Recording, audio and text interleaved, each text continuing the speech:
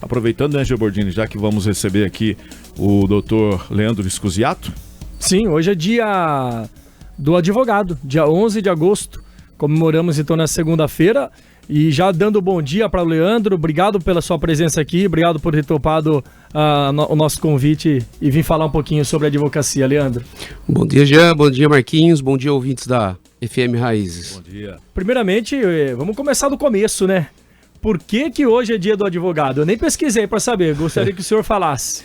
Hoje é dia do advogado por conta de um decreto imperial, de Dom Pedro I, que criou os cursos de ciências jurídicas no Brasil, fundando a faculdade do Largo São Francisco e a faculdade de Direito de Recife, que depois foi transferido para Olinda. Sim. E você está advoga há quanto tempo já? Há 26 anos. Há 26 anos. Sempre em Capivari? Sempre em Capivari. Nascido e criado? Sim, mas atuo na região toda. Sim, sim. Lá atrás não era dia do advogado, né? Como é que chamava? O dia da pendura. Da pendura? O dia da pendura. Por quê? É que você contrata o serviço e paga depois, exatamente, né? É quase isso. Na ocasião, tá, os estudantes de Direito do Largo São Francisco, tá, eles frequentavam os bares e restaurantes ao redor da universidade. E como tal, nesse dia, que era o dia da fundação dos cursos, tá, eles deixavam a pendura para pagar quando se formassem advogados e doutores. Essa que era a tradição. Então não era questão de pagar o advogado, era o advogado que pendurava. Exatamente, o advogado que pendurava. E daí se não pagasse, quem que ajudava? Então, ninguém pagava. Naquela época ninguém pagava. Porque os advogados estavam tudo se formando ainda. Exatamente. Não tinha como processar. Aí, com o tempo, a ética e os bons costumes acabaram... a tradição acabou morrendo. Sim. E como você se interessou pelo direito? Tem alguém na família que te inspirou? Não tem ninguém. Ninguém me inspirou. Sim, na família não tem ninguém. Na verdade, tem uma história que o meu irmão mais velho foi vender um veículo para um amigo e o pai dele era advogado, tá, da Nestlé. E atuava pelo Brasil todo. E acho que eu devia ter uns 8 ou 9 anos e aquela história me encantou. Sim. E daí eu resolvi pegar... Desde então, disse, vou fazer o curso de Direito e vou ser advogado. E então, eu fui para o curso e estou aqui até hoje. E por que vocês são chamados, né, de doutores? Esse também é uma outra situação interessante. Embora o advogado nem todos tenham uma formação em doutorado, tá? Quando do decreto também foi lançado que os advogados, pela profissão, deveriam ser denominados com o título de doutores. Tá, mas hoje, na verdade, é mais uma cortesia, tá, um protocolo legal do que a prática mesmo do doutorado. É porque tem gente que acaba questionando isso e tem gente que não aceita se não for chamado de doutor, né? Mas na verdade, assim, legalmente falando, não tem embasamento nenhum. O que aconteceu é esse decreto imperial da mesma época que fundamentou esse título. Mas com você é tranquilo se chamar de doutor ou não chamar de doutor? Não, sem protocolo nenhum, sem questão alguma. Até falando na prática, né, do papel do advogado na sociedade, como que você exemplificaria isso e, de uma forma resumida, qual que é o papel exato do advogado? O advogado, na verdade, é a ponte entre a sociedade e o judiciário. Tá? Então, na verdade, ele vai customizar, tá, a aplicação legal aos casos práticos para trazer isso de uma forma ao judiciário, na verdade ao juiz que vai analisar o pedido, para que ele possa verificar sobre a condição e a análise, tá, que o cliente te apresentou. Tá? Esse é o formato. Isso seria no contencioso. Já no consultivo, tá, a gente, na verdade, atua como estrategista, tá, fazendo com que evite-se os conflitos futuros. Você já foi procurado, ainda nessa pergunta, por alguma pessoa que queria algo de um advogado que não era papel do advogado? Muitas vezes. Tem alguma história que você poderia contar? Até hoje. Isso não é do meu trabalho. Não, muitas vezes. Principalmente nós que atuamos no ramo empresarial, tá? E invariavelmente nós somos questionados sobre a legislação tributária, tá? Muitas das vezes nos é passado demandas contábeis e fiscais, tá, que não é do nosso dia a dia. Tá? E às vezes eles não conseguem fazer essa divisão entre o advogado e o contabilista. Tá? Então a gente tem que esclarecer aí no dia a dia. Mas então, acontece. E qual seria esse papel do advogado, no caso do promotor, do juiz? Tá, na verdade é o seguinte, o advogado, tá, como eu disse, ele é a ponte, tá, tá? Entre a sociedade e o judiciário. Então, na aplicação das leis, tá? E na melhor orientação aos clientes, tá? Já o promotor, tá? Ele tem uma função de fiscalizar a legislação, tá? E atuar em prol da sociedade. O promotor ele não atua necessariamente em prol de um indivíduo específico, e sim em prol de um todo.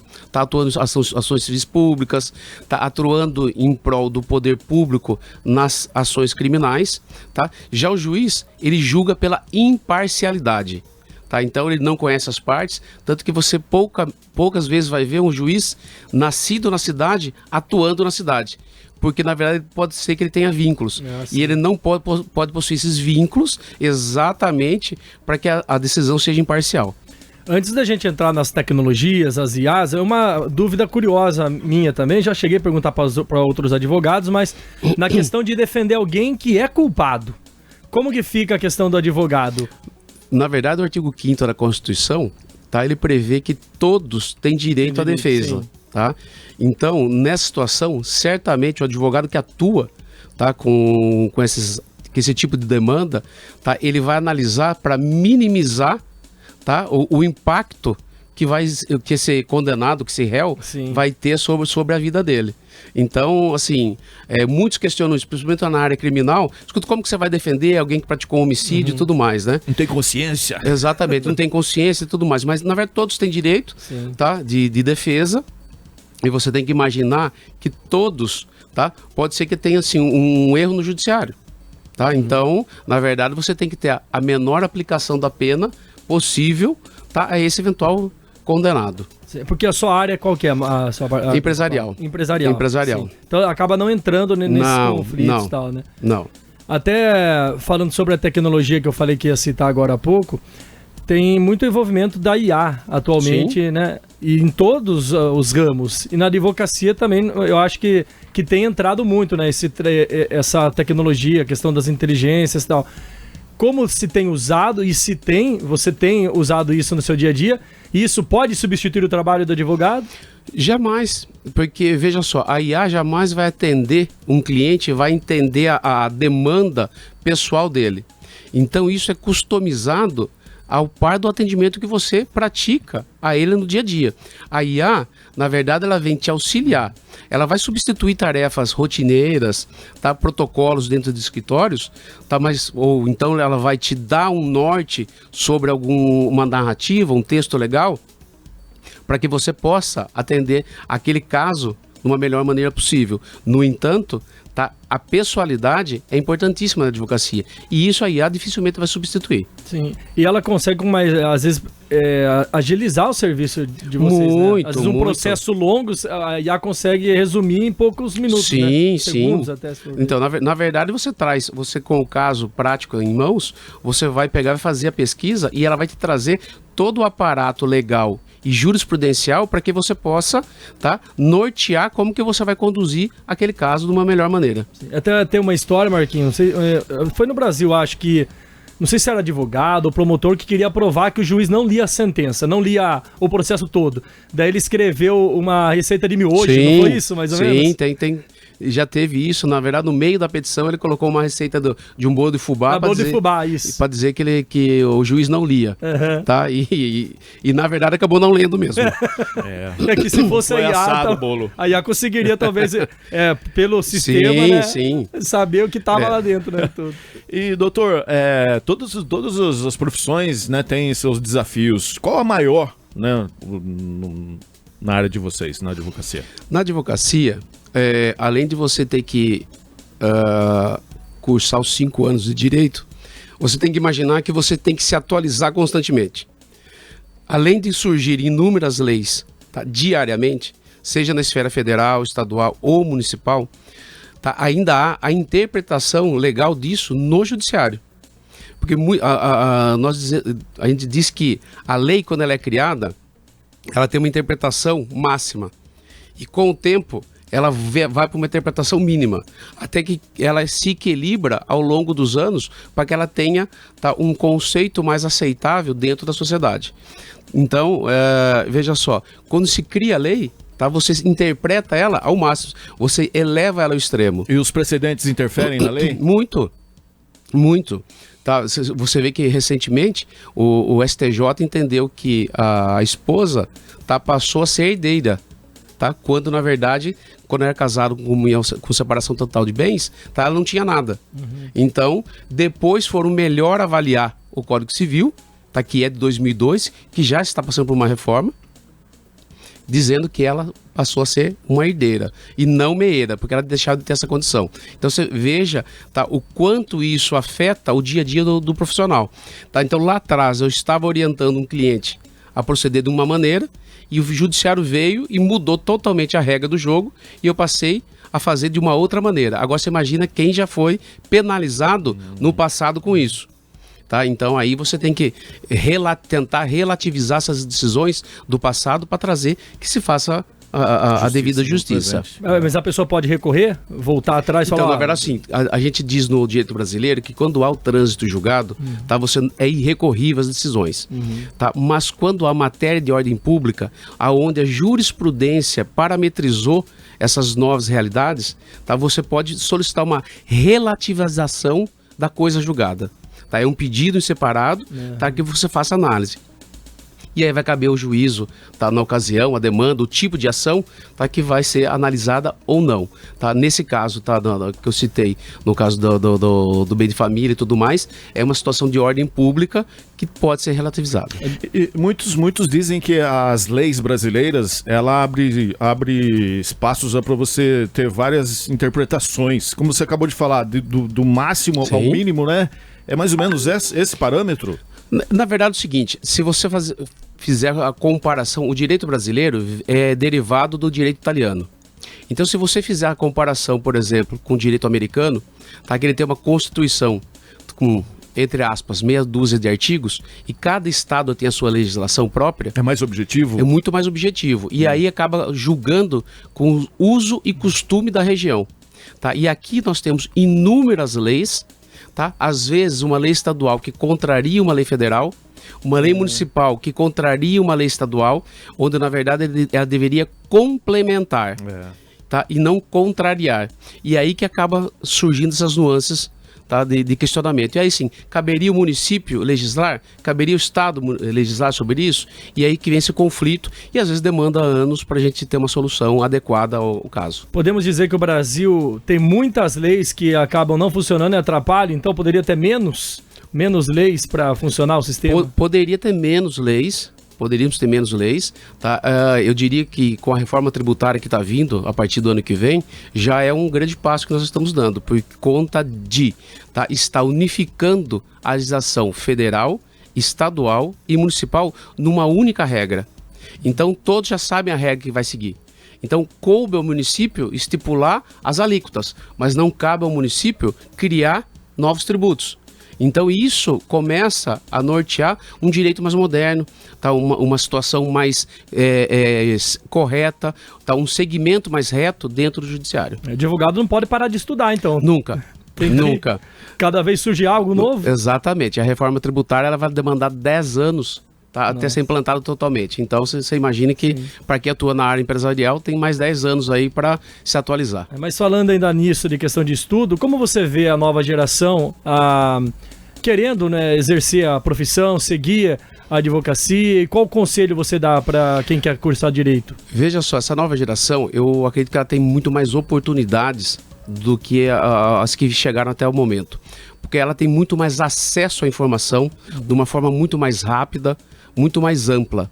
Tá? Você imagina no passado, tá, que você tinha que buscar as coleções dos tribunais, tá, que eles eram legalizadas, tá, para venda em livrarias, na biblioteca. Em bibliotecas para você fazer a consulta. Então, como que você conseguia fazer todo aquele aparato, tá, fisicamente? Hoje não. Hoje eu entro numa IA, digito o texto que eu quero, vou filtrando, até chegar onde eu preciso. Então, hoje, certamente, o profissional ele tem uma maior facilidade, tá, com a informação. E isso vai trazer profissionais melhores. Tá? A grande questão é a saturação. Tá? Então, assim, será que nós vamos ter demanda para todos esses casos? Então, até porque o judiciário moderno ele vem trazendo, tá, um novo regramento para evitar conflitos. Então, a legislação vem vindo muito mais específica a fim de evitar conflitos, tá? E de minimizar esse número de ações que a gente tinha. Tá? Porque hoje, então sim, a gente buscava muito judiciário, então tudo queria entrar com um processo. E hoje não, hoje a tendência é você pegar e resolver o conflito administrativamente, para que isso não gere, tá, uma sobreposição ao judiciário. Principalmente esses novos estudantes que agora possam já pegar essa reforma judiciária, né, que está aí já prevista, né? Então acredito que já entra meio que enxuto. Sim, sim. É importante, né, Gê, esse bate-papo aqui. Agora, existe também a OAB, né? Por que ela foi criada, a OAB? A OAB, ela foi criada, tá, em 1930, salvo juízo, com o intuito, na verdade, de regulamentar, tá, a advocacia, tá, de regular as relações entre os advogados e o cliente, de preservar as prerrogativas, tá, dos advogados perante o judiciário. Tá, porque você imagine que antes disso, tá, nem fórum tinha, tá, então o acesso era franqueado, tá, os advogados não podiam ver tudo. Então hoje não, hoje ele tem, ao par da OAB, tá, que delimitou as prerrogativas, então nós temos acesso ao judiciário, nós temos acesso a todos os casos, a quase todos os casos, porque existem alguns que são sigilo ainda, por conta de inúmeras razões, mas isso facilita o nosso trâmite, facilita a condução dos casos, tá, e facilita a resolução dos problemas com os clientes. Como que era antigamente? Porque hoje o advogado tem que fazer, hoje não, mas um tempo tem que fazer a prova e passar na prova, porque se o advogado se formar, mas não fizer a prova da OAB e não passar, ele não pode exercer a profissão. Mas antes não era bem assim, né, doutor? Então, quando iniciou-se os cursos, tá, antes de iniciar os cursos, quem era jurista no Brasil tinha que fazer a faculdade de Coimbra, tá, em Portugal. A partir de então, quando veio os cursos jurídicos para o Brasil, tá, então o advogado, o jurista, né, ou formado em direito, o bacharel em direito, ele já saía advogado, tá? E para as outras áreas, tá, eles eram nomeados para ser juiz, delegado, tabelião e assim por diante.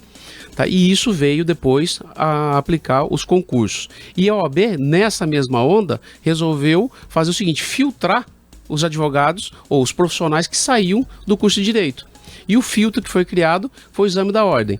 Mas ele veio também se moldando ao longo dos anos. Num determinado momento, tá, ele era uma prova simples, depois ele passou a ser uma prova, tá, final, realizada nos cursos, dentro da universidade. Então seria como uma monografia hoje. Tá? Então ele chegava no final e ia lá, prestava aquela prova. Se ele tivesse uma média acima de X, tá, ele podia se inscrever na OAB. E a OAB acompanhava pela banca denominada.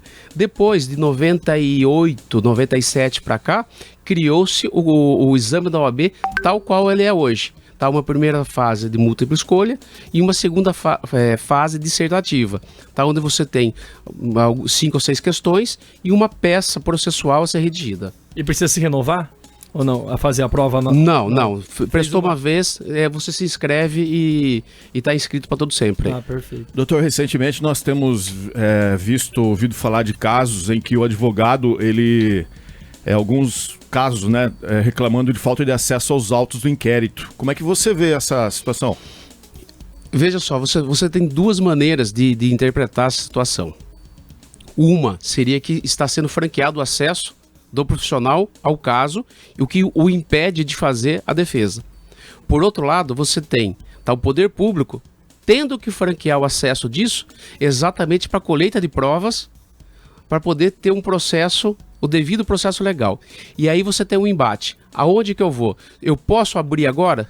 Tá, porque há muitos casos, vou dizer assim, fica muito mais fácil explicar na seara criminal, tá? Há muitos casos em que há necessidade de encarcerar, tá, o indiciado, tá, essa pessoa que está sendo investigada, e depois, e durante esse trâmite da prisão, eu investigá-lo. Se eu der acesso ao profissional, eu vou mostrar tudo que eu estou fazendo com ele. E aí, como que nós ficamos? Então, assim, é uma questão que muitos têm discutido, tá? Você vê o judiciário tem muitos habeas corpus em relação a isso, para que se tenha esse acesso, tá? E qual fase processual, tá? E em determinadas ações, tá? Vamos dizer assim, tanto o poder do delegado quanto o poder judiciário tem conseguido franquear esse acesso, tá? Em prol da sociedade, porque você tem que imaginar que o judiciário não trabalha para mim ou para vocês, ele trabalha para um todo, tá? E eu não posso deixar alguém que está cometendo ilícitos, tá? Dar o acesso a uma pessoa, tá, em detrimento de prejudicar toda uma sociedade. Então, assim, essa questão ainda vai longe ainda para ser definida. Então depende muito de casos, né? Do caso. Caso a caso. Caso a caso. Mas o senhor, como para finalizar, especialista, né, no direito empresarial, que dica o senhor dá para as empresas para tomar cuidado de coisas que podem prejudicar a empresa, para ela tomar cuidado nessa questão de jurídica? Tem alguns fatos que mais geram assim processos? Então, na verdade, o primeiro cuidado que eles devem tomar é, quando constituir uma empresa, procurar um profissional adequado para que se elabore um bom contrato social. Uhum. Porque hoje eu começo uma sociedade, tá, amando o meu sócio, tá, mas no meio do caminho eu descubro que eu gosto de café e ele não. Uhum. Ele gosta de tomar o café dele com o pão em cima da mesa e eu gosto da minha sala limpa. E aí a gente começa a criar os conflitos. Então, quando você tem isso muito bem delimitado no contrato social, no acordo de cotistas, você já começa evitando essas situações, tá? E trazendo para o dia a dia da empresa, tá? Contrato com fornecedores, tá? Para você regular essa relação, como que é a entrega, como é o pagamento, contrato com os seus clientes, para entender como eu vou entregar meu produto, como eu vou receber meu produto, como que eu vou exercer essa cobrança, tá? No dia a dia, como eu vou tratar meus funcionários, tá? Como que eu devo tratar, como que eu devo orientar meu RH, como que cada segmento tem uma forma, tá? Um formato de escala, tá? De trabalho, jornada de trabalho, número de horas, quanto tempo posso ficar exposto a ruído, quanto tempo posso ficar exposto a agentes nocivos à saúde. Tudo embasado, né? Então, exatamente. Então, assim, o que eu recomendo é procurar um profissional da área, tá? E se orientar para que evite os problemas futuros. Porque certamente, tá, a demanda administrativa é muito mais barata do que o contencioso do judiciário. Perfeito. Leandro Scusiato, advogado da área empresarial, falando um pouquinho sobre o Dia do Advogado, que é hoje, comemorado no dia 11 de agosto. Abraço a você, todos os advogados aqui de Capivari também, pelo dia. Muito obrigado. Obrigado pela oportunidade. Estou voltando a casa aqui depois de alguns anos e eu parabenizo a todos os advogados, tá, pelo dia.